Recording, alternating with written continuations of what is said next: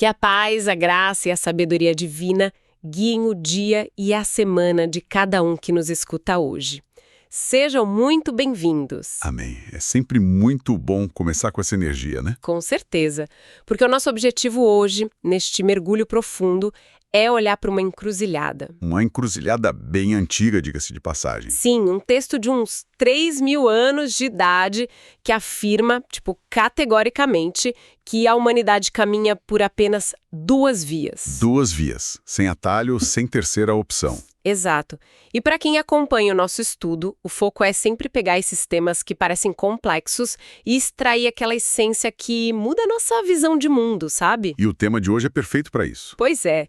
Hoje nós vamos focar na grande porta de entrada para uma das coleções de poesia mais famosas da história, que é o Salmo 1. Olha, essa imagem da porta de entrada, ela é literalmente a chave para ler o texto do jeito certo. É mesmo. Sim, porque o Salmo 1 não foi parar no início do livro dos Salmos por acidente, sabe? A maioria dos salmos, a gente sabe, são orações. Ou louvores, né? O homem falando com Deus. Exatamente. Mas o Salmo 1 é diferente. Ele é literatura de sabedoria. Deus instruindo o homem sobre como a vida funciona na sua essência, na sua base. E para desvendar isso, a nossa missão hoje é mergulhar fundo nas notas que são incríveis da Bíblia de Estudo Nova Almeida Atualizada, a famosa NA. Uma fonte riquíssima. E a gente também vai usar o comentário bíblico do estudioso Allen P. Ross. O trabalho do Ross é fantástico. É o tipo de material que tira a gente daquela leitura superficial, né? Com certeza. Ele joga a gente direto no contexto histórico. Sim, no clima da antiga Palestina. E naquelas nuances do hebraico original que mudam tudo. Então vamos desempacotar essa estrutura. Porque a genialidade do texto está em apresentar esses dois caminhos logo no primeiro momento. O caminho dos justos e o caminho dos ímpios. Exato. Mas, olha, o que me chama muito a atenção é como a queda moral é descrita ali. Como assim? É que o texto não fala de um salto de um penhasco, sabe? A pessoa acorda um dia e decide arruinar a própria vida. O declínio parece quase imperceptível. Sim. O Allen P. Ross observa um recurso literário fascinante no primeiríssimo versículo sobre isso. Conta mais. Ele diz que o salmista descreve o homem bem-aventurado usando o que o Ross chama de uma trilogia de expressões. Trilogia de expressões? É um paralelismo em degraus. Funciona como uma rampa de descida, entende? Nossa, uma rampa. O texto diz que o homem próspero é aquele que não anda no conselho dos ímpios, não se detém no caminho dos pecadores e não se assenta na roda dos escarnecedores. Andar, parar e sentar. Isso. A cada verbo, a intensidade desse envolvimento com o mal aumenta drasticamente. Gente, essa progressão faz muito sentido se a gente pensar na forma como consumimos informação hoje. Como assim? Fazendo uma ponte com a nossa época. Sim. Pensa na dinâmica de um algoritmo de rede social. É uma analogia moderna perfeita para esse andar, parar e sentar. Interessante. Desenvolve isso. Olha, primeiro a pessoa está apenas andando pelo feed, né? Rolando a tela ali, sem compromisso. Certo. E de repente, um vídeo com um conselho questionável, uma postura meio cínica passa na frente dela. É o andar no conselho dos ímpios. Exato. É uma influência casual. A pessoa nem procurou por aquilo, mas a ideia entrou na mente. E essa influência casual, segundo os estudiosos, é exatamente o que arma a armadilha para o segundo estágio. Que seria o parar no caminho. Isso. Quando o texto fala em não se deter ou parar no caminho dos pecadores, ele indica que aquele estímulo que era só passageiro virou um ponto de interesse fixo. A pessoa estacionou ali. Estacionou. E as notas que consultamos explicam que o termo pecadores aqui descreve pessoas que vivem ativamente fora da aliança com Deus. Pessoas que rejeitam a bússola moral divina, sabe? Então, voltando para a analogia do algoritmo. Vai lá. É quando a pessoa para de rolar a tela e começa a assistir a todos os vídeos daquele canal específico. Caramba, sim. Aquela mentalidade cínica vira um hábito. É um lugar onde a pessoa se sente confortável em ficar parada, consumindo aquilo. E o que nos leva direto para o fundo do poço dessa progressão, né? O sentar na roda dos escarnecedores? Exatamente. O estágio final. Na linguagem da internet, seria quando a pessoa cria uma conta anônima só para fazer comentários maldosos. Nossa, triste realidade. Sim. Ela passa a participar de fóruns tóxicos, começa a atacar quem tenta fazer o certo. Ela puxou uma cadeira e fez daquela roda a própria identidade dela. É pesado. E o Ross destaca que esse termo escarnecedores carrega um peso enorme no original hebraico. Representa o que exatamente? Representa um comprometimento total com o mal. Não é mais só alguém que erra ou tem umas falhas morais, sabe? Tá. É alguém em conluio com a impiedade. A principal característica dessa pessoa é o desprezo, a zombaria. Contra os justos? Sim, contra os justos e contra a própria instrução divina. A pessoa vira um agente ativo da corrupção. Que loucura! E o texto começa falando de bem-aventurança, né? Exato. A fonte lembra a gente que a palavra bem-aventurado, essa beatitude do Salmo 1, descreve justamente o indivíduo que conseguiu se manter imune a essa atração gravitacional. Porque ele não entrou nessa rampa de descida. E por isso ele tem uma paz espiritual profunda. Mas olha, se essa força gravitacional da influência negativa, do cinismo, é tão sutil no começo e tão poderosa no final, como é que alguém resiste a isso? Essa é a grande pergunta. Porque assim, só dizer pra alguém não faça isso raramente funciona na prática, né? A mente precisa ser preenchida com alguma coisa. E a transição que o salmista faz responde exatamente a essa sua dúvida. Como ele resolve isso? A imunidade à influência dos ímpios não vem de um isolamento vazio, tipo morar numa caverna. Certo. Vem de uma influência superior. O texto aponta para o deleite na lei do Senhor e diz que o justo medita nessa lei de dia e de noite. E aqui a gente precisa trazer aquele esclarecimento da Bíblia de Estudo NAA, que é vital. Ah, sobre a palavra lei. Sim, porque lei traduz o hebraico Torá. E Torá vai muito, mas muito além de um conjunto de regras jurídicas frias. Exatamente. Torá significa instrução, ensinamento. É a direção apontada por Deus baseada na aliança. Isso, mas você sabe onde a nossa compreensão moderna costuma tropeçar feio lendo esse verso? Na palavra meditar. Bingo! É porque hoje, quando se fala em meditação, a imagem que vem na cabeça é logo de filosofias orientais, né? Famoso sentar em posição de lótus. Sentar em silêncio absoluto, cruzar as pernas, tentar esvaziar a mente. Só que o contexto histórico aqui aponta para o extremo oposto disso. Oposto como? A Nená explica que o verbo hebraico para meditar é hagá, e hagá descreve uma atividade sonora. Sonora? É, um murmurar para si mesmo. Porque pensa bem, o mundo antigo era uma cultura oral e auditiva. É verdade, ninguém tinha livro impresso em casa. Os pergaminhos eram caríssimos. E pesados. Ninguém tinha uma Bíblia de cabeceira. Então como eles faziam? Quando eles ouviam a instrução divina, seja na sinagoga ou no templo, eles precisavam dar um jeito de reter aquilo. E o murmurar era a tecnologia de memorização da época. Nossa, isso muda tudo. Então, uma reflexão ativa. A pessoa está literalmente mastigando as palavras. Sim, repetindo em voz baixa enquanto caminha. E enquanto trabalha. Para internalizar a instrução, é encher a mente até transbordar e não esvaziar a mente. Exato. E o Ross complementa isso dizendo que esse tipo de meditação exige um esforço intelectual real. É buscar compreensão o tempo todo. Mas sem ser um peso. Sem ser um peso. Para o salmista, isso não era um fardo, era um deleite. A pessoa descobre que a instrução de Deus é tipo o manual de como o universo funciona. E tem prazer nisso. Prazer em alinhar a própria vida a essa verdade. Bom, me permita trazer isso para a dura realidade de quem nos escuta hoje. Pode trazer. Falar em murmurar e refletir na lei de dia e de noite soa quase impraticável para um adulto moderno, sabe? É um desafio, sem dúvida. A gente tem boleto para pagar, relatório no trabalho, um trânsito absurdo, o jantar para fazer no fim do dia. A vida acontece, né? Exato. Fica a impressão de que esse nível de devoção é um luxo restrito a monges que vivem isolados. Pois é, mas a Bíblia de Estudo NAN não foge dessa tensão. Ela explica que, historicamente, essa dedicação ininterrupta era sim a descrição do trabalho dos estudiosos profissionais. Os escribas, sacerdotes... Como assim um ideal? Não significa que a pessoa não vai pensar nos boletos ou no trabalho o dia todo. Significa que a sabedoria divina se torna tipo um sistema operacional rodando no fundo da mente. Ah, gostei dessa analogia. É a lente através da qual todas as outras coisas são filtradas. Perfeito, é a lente.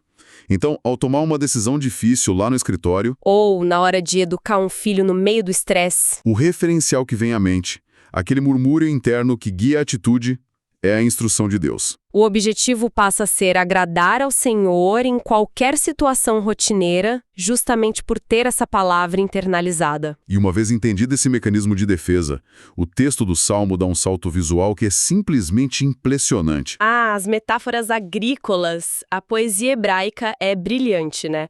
Porque a tradução conceitos teológicos super densos em imagens do dia a dia daquelas pessoas. Sim, e somos apresentados a duas metáforas opostas, a árvore e a palha. Vamos falar da árvore primeiro? A descrição do justo como uma árvore plantada junto a correntes de águas pode parecer só poética para nós hoje. Mas na época, O peso geográfico disso na antiguidade é gigante.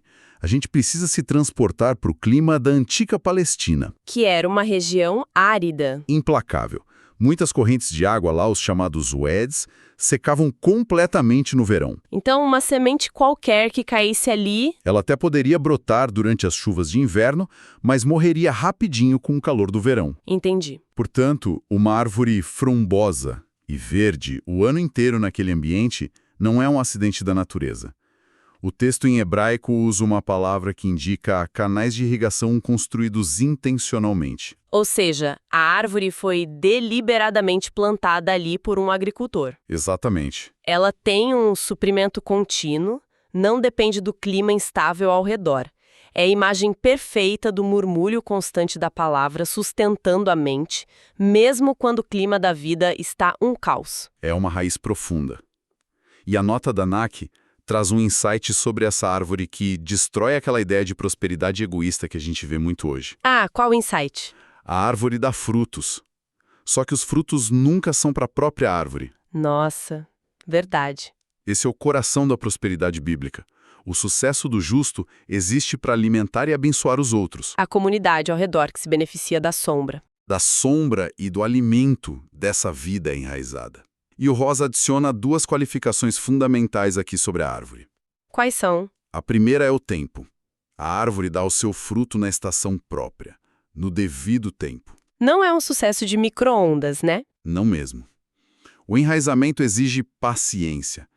Passar por estações secas sem ver o fruto imediatamente. E a segunda qualificação? É o controle. Tudo que o justo faz prospera porque as ações dele são governadas pela vontade de Deus. Estão alinhadas com o longo prazo divino. E isso é uma imagem de solidez absoluta. O que prepara a gente para o choque da segunda metáfora, que é um contraste violento. E bota violento nisso. O texto diz que os ímpios são como a palha que o vento dispersa. Mas olha, antes de olharmos para a palha voando, a gente precisa entender quem é o ímpio nessa história. Sim, a fonte aponta para o termo hebraico rachá. Rachá. Esse termo conota maldade, instabilidade e uma vida vivida em oposição a Deus. Tá. É crucial entender que, no contexto da aliança, o ímpio é aquele que escolhe viver puramente de acordo com as próprias paixões, com os próprios impulsos. Ele rejeita a instrução divina. Rejeita. Ele se recusa a ser plantado junto daquelas correntes de água. Certo. Mas aqui, a gente precisa colocar o dedo numa ferida filosófica e teológica que incomoda muita gente. Eita, lá vem. Qual? É que vivemos num mundo onde as coisas não parecem ser preto no branco, né? Sim, com certeza. E se encontrarmos uma pessoa que se encaixa perfeitamente nessa definição de rejeitar a Deus, mas que faz coisas incríveis pela sociedade. Um filantropo, por exemplo. Exato. Pensemos num grande bilionário filantropo. Ele constrói hospitais, financia pesquisas, ajuda milhares de pessoas. Mas é um ateu convicto? Ou até alguém que ridiculariza a fé. O texto está realmente dizendo que essa pessoa, com todas essas obras, é palha? É uma tensão real. E o nosso objetivo aqui, claro, é apenas relatar o que as fontes explicam sobre isso. O Ellen P. Ross aborda isso de frente. E o que ele diz? Ele analisa a teologia do Antigo Testamento. E ele diz que a Bíblia não nega, em momento algum, a capacidade do ser humano de realizar obras de bondade social. De ter ética, construir coisas boas. Exato. A questão aqui, teologicamente falando, não é se o ímpio consegue fazer coisas boas para a sociedade. A questão é o valor eterno e espiritual dessas ações na perspectiva do Criador. Espera, isso pode ser difícil de engolir para algumas pessoas. É um ponto complexo. Quer dizer que todo esse bem, essas obras sociais enormes, perdem o valor simplesmente pela falta de religiosidade? Segundo Ross, não é que o hospital construído não tenha valor para os doentes. Ele tem um enorme valor temporal. Ajuda muita gente. Ok. Mas o argumento do comentário é que na avaliação final de Deus, essas obras carecem de, nas palavras dele, mérito eterno. Mérito eterno. Porque falta a elas a raiz essencial, o relacionamento de aliança e a submissão ao Senhor. Uma vida construída inteiramente sobre si mesma, separada da fonte da vida. Pode até parecer nobre aos olhos humanos. Sim, mas é moralismo sem conexão com a eternidade. É por isso que, do ponto de vista do destino final, a metáfora muda. De algo plantado para algo solto no ar. Exatamente. A imagem da palha ilustra isso de maneira brutal. Especialmente quando a gente visualiza o processo da era na antiguidade, né? Aquele processo de separar o trigo da palha. Nossa, descreve isso pra gente. Olha, os agricultores escolhiam um local alto, geralmente no topo de uma colina, onde batesse muito vento. Um lugar estratégico. Sim, eles esmagavam os feixes e depois usavam um forcado para jogar aquela mistura toda para o alto. A mistura de grão e casca. Isso. Era um processo de exposição. O vento batia lá no alto. O grão de trigo, por ter peso, por ter substância e valor nutricional, ele caía direto no chão. Pronto para ser recolhido e alimentar as pessoas. Exato. Já a palha, que é só a casca externa, vazia e super leve, era simplesmente soprada para longe pelo vento. Sumia. Não tinha utilidade duradoura. E olha, aterroriza um pouco pensar que uma vida inteira de realizações pode ser apenas a casca de um grão. Que quando é lançada ao ar, na peneira da verdade, se mostra oca. É forte. E essa fragilidade da palha levada pelo vento é o que prepara o clímax do Salmo. Os versículos 5 e 6. Isso. Ali, o cenário agrícola se transforma na sala de um tribunal cósmico. O salmista declara que os ímpios não subsistirão no juízo, nem os pecadores na congregação dos justos. A separação final. E o Ross chama a atenção para o uso do paralelismo antitético aqui, que traça essa linha divisória definitiva. É o momento em que as duas vias chegam aos seus destinos inevitáveis. A mistura que existe no mundo hoje, né? Onde justos e ímpios caminham nas mesmas ruas, trabalham juntos. E chega um momento em que ela acaba. Acaba. Há uma incompatibilidade fundamental que não se sustenta no julgamento final. Aquele estilo de vida sem raízes cai por terra. E o versículo final consolida essa separação, revelando o porquê de tudo isso. O que ele diz? O texto afirma: pois o Senhor conhece o caminho dos justos, mas o caminho dos ímpios perecerá. Nós precisamos parar na palavra conhece, porque a teologia por trás dela é gigantesca. É o verbo hebraico yada. Isso levanta uma dúvida lógica, né?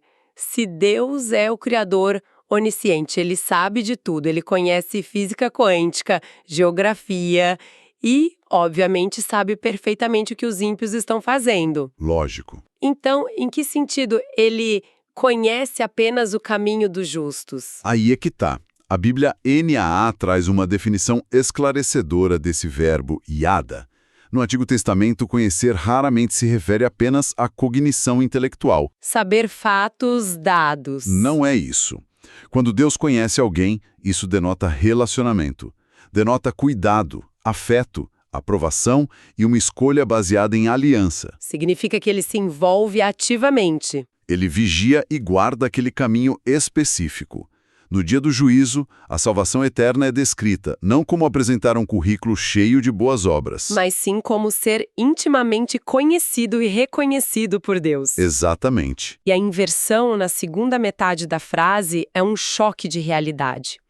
O texto diz: mas o caminho dos ímpios perecerá. O caminho perecerá. Percebe? O salmista não diz apenas que as pessoas perecerão, mas que o caminho perecerá. É um detalhe crucial. Toda aquela estrutura, as filosofias, os hábitos formados lá atrás na roda dos escarnecedores, tudo aquilo entra em colapso. O caminho em si leva a um beco sem saída. É o atestado definitivo de futilidade. Uma vida pautada por influências contrárias à palavra de Deus, por mais próspera que pareça na superfície, é um projeto com prazo de validade esgotando rápido. E isso, como porta de entrada de todo o livro dos Salmos, nos desafia a olhar para a trajetória completa, não apenas para o passo que estamos dando hoje. Sem dúvida. O que nos traz a uma reflexão inescapável para finalizar a nossa exploração de hoje. Vamos lá. Se o sucesso autêntico, aquele que suporta os ventos do julgamento e o teste do tempo, se parece como uma árvore que extrai nutrientes inesgotáveis para alimentar outras pessoas... A grande pergunta é de onde estamos tirando a nossa água, não é? Exatamente, de onde vem a nossa água?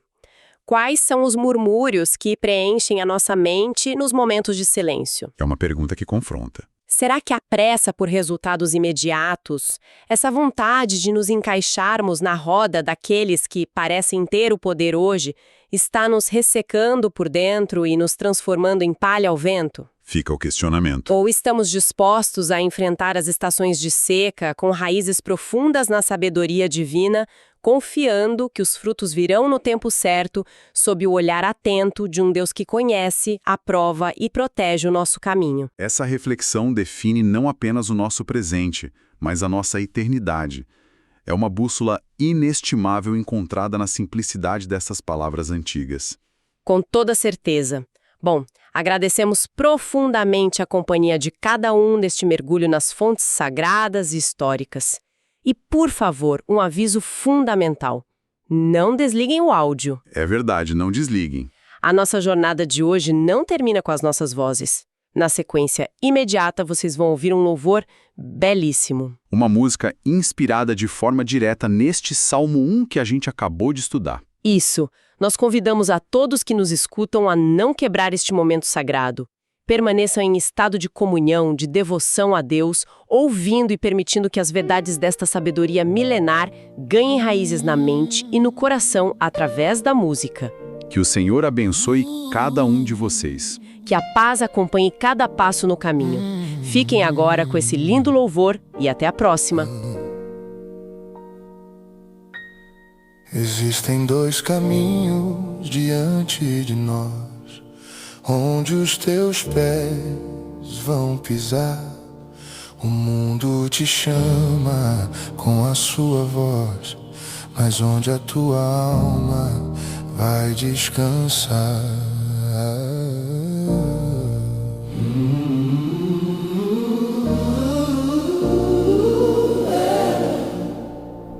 Bem-aventurado o homem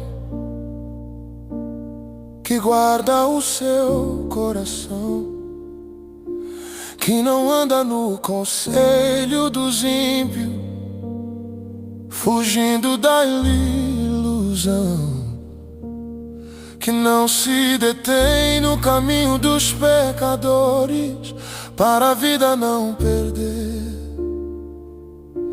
nem se assenta na roda dos escarnecedores, para a fé não morrer. O pecado é sutil, começa num passo e termina numa prisão, mas o cristão encontra a liberdade mudando a direção. Pelo contrário, o seu prazer está na lei do Senhor, e nela medita de dia e de noite, aos pés do Salvador. Ele é como a árvore plantada junto às correntes das águas, que no devido tempo dá o seu fruto e cura as suas mágoas. A sua folhagem nunca murcha, o tempo não pode apagar. Tudo que ele faz prospera, pois Deus é o seu lugar. Não é sucesso deste mundo que desfaz. É a paz de estar enraizado num reino que não cai jamais. Os ímpios não são assim, diz a palavra com dor. Eles rejeitam a graça, viram as costas pro amor. São como a palha seca que o vento dispersa no ar, sem peso, sem raiz, sem ter onde se firmar. Por isso não prevalecerão no juízo. Quando o dia chegar, nem os pecadores na congregação dos justos poderão entrar. Mas o nosso prazer está na lei do Senhor, e nela meditamos de dia e de noite aos pés do Salvador. Ele é como a árvore plantada junto às correntes das águas, que no devido tempo dá o seu fruto e cura as suas mágoas. A sua folhagem nunca murcha, o tempo não pode apagar. Tudo que ele faz prospera, pois Deus é o seu lugar. Não é sucesso deste mundo que o vento logo desfaz. É a paz de estar enraizado num reino que não cai jamais. Pois o Senhor conhece o caminho do justo, caminho de luz. mas o caminho dos ímpios um dia perecerá. Afunda as tuas raízes em Cristo e a tua folha não cairá. Ele é a água da vida, Ele é a nossa porção. O Salmo primeiro é o mapa que nos leva à salvação. Nós somos a árvore plantada junto às correntes das águas, que no devido tempo dá o seu fruto e cura as nossas mágoas. A nossa folhagem nunca murcha, porque vivemos pela fé. Tudo que fizermos prospera, pra glória de Jesus de Nazaré. Eu não sento na roda do mundo, medito na tua lei. Sou árvore plantada, Cristo é a minha raiz.